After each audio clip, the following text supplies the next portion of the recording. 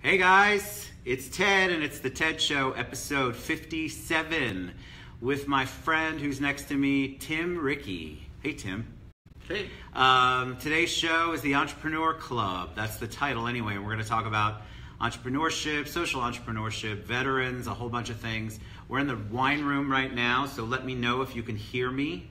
I think you can see me. It's a little more close up than normal, but it's quieter because we had a few loud people around us and I didn't feel like talking over them.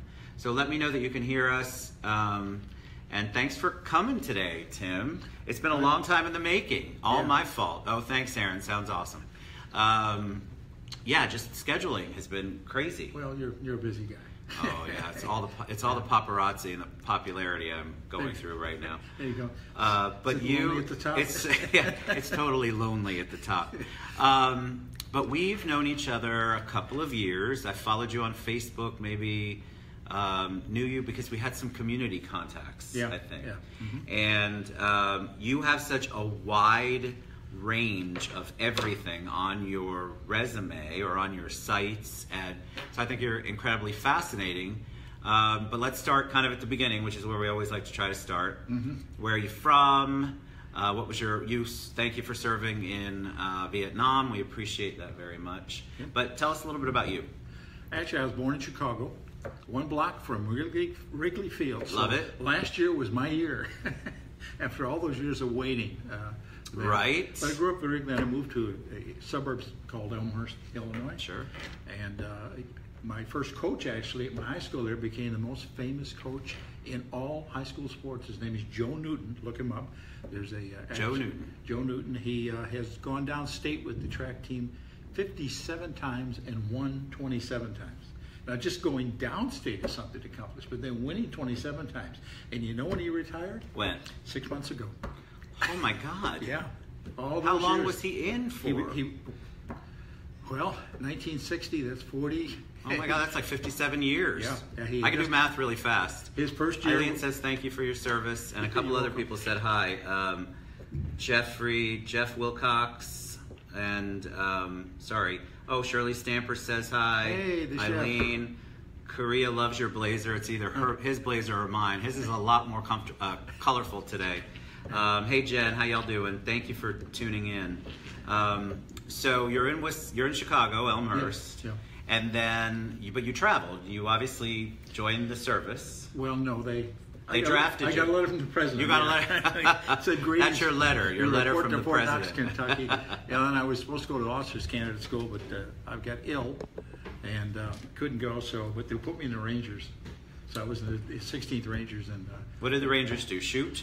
Well, Rangers are infantry, but we have some specialized skills like counterinsurgency was our biggie, and then they had this thing called Vietnam. I was lucky because I was only there for just a few weeks because my draft was up. So, hey, come on, re-up, Ricky. We'll give you a lot of money. No, I'll make that. Oh my gosh. I'll make that next month back home. God bless anybody who served at all. But wow, Vietnam is definitely. Yeah. And I had a nice job. I was company clerk. I was radar. You were radar. Yeah, I was radar. Who knows what show's radar from? Come on, you guys, you have to know. Can I tilt the camera down? I know, Shirley, right? You would think I could. I wish I could, but I can't. So you just get to see my head. He'll have to stand. He's shorter than me, I guess, a little bit. We'll get closer up so you can see us. I don't have my tech person here today, so no, I don't know how to do that. So you just get to see two talking heads. Yes, Eileen, it's MASH. That's right. MASH had radar on it. Yeah. Love that show. So you come back home. Yeah, I came back home and I continued with Sears for some years. But during those years in the service, I read a lot of books. I kept one of my backpacks, so we're out and I wanted to escape from, take a break, take 10, expect 5, get 2, be done with 1. Right. I pull out a book to escape. And one of the books I read was Eddie Rickenbacker. And I realized I didn't have to go back to just doing one thing because he did a lot of things. Eddie Rickenbacker.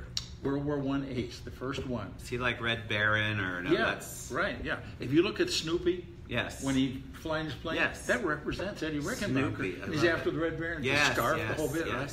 Well, I read that book and I'm thinking, I don't have to go back and just do one job. Live in one town, have one wife. There it is. And I didn't know I was really going to do that, but anyway, And I came back and I stayed with Sears for a number of years, and then I couldn't get growth with Sears. I didn't have a degree in anything that related to Sears. I only knew what I was doing. But Sears instead actually took people who were really messing up and advancing them rather than getting rid of them. Don't a lot of companies, or haven't a lot of companies done that? Like, it just seems like they reward the ones that don't need to be rewarded. They don't know what to do with them, and they got to worry about the lawsuits and stuff that go on. Right. So I left Sears and tried to go in business with my dad. Oh yeah, my mother said, "Do not go in business with your dad." What did your dad do? He was a manufacturer. And he had screw machines is what he made parts from. By the way, did I mention we had 10 of us kids? There were 10? 10 of us, yeah. I'm number 2 son, yeah. Wow. Yeah. No name, just... Number 2? Well, gosh, at 10, I'm surprised I could remember the names, but at 10? Yeah, there's 10 of us, and almost everybody was an entrepreneur. I have one brother that's a postal union president, and another one's a retired teacher. He's down in South Florida as well.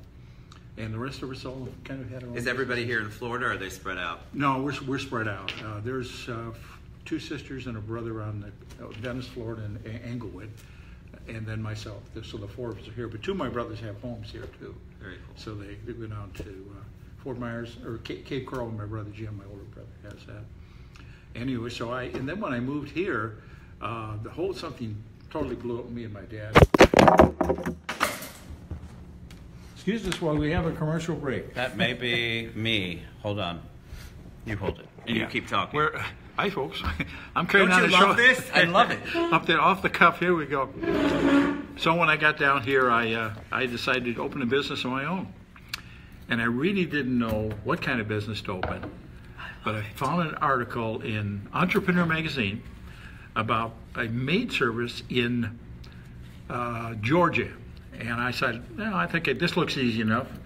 And well, keep talking. It isn't easy, but we got there, and it went from starting with construction cleaning to doing model centers for many. Hey, the angles were. You're back. Look. And the angles were. You're back. We didn't really have a falling out. Do you know what this is? Hold on a second. Yeah.